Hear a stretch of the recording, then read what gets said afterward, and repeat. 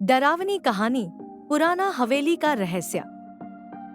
गांव के किनारे एक पुरानी हवेली थी, जिसके बारे में कहा जाता था कि वहां रात को अजीब अजीब आवाजें आती हैं।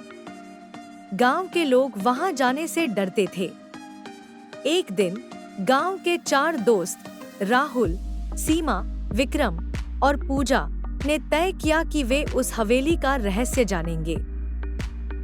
रात के 12 बजे चारों दोस्त टॉर्च लेकर हवेली पहुंचे।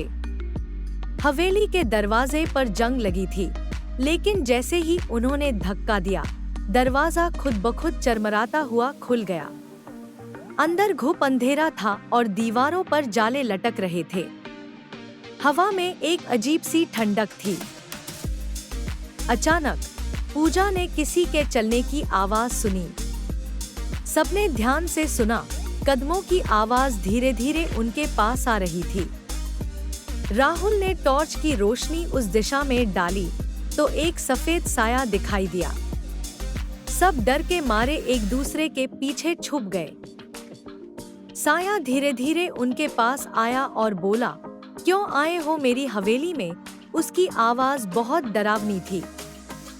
सीमा कांपते हुए बोली, हम सिर्फ जानना चाहते थे कि यहाँ क्या है। साया हंसा और बोला, जो यहाँ आता है वो वापस नहीं जाता।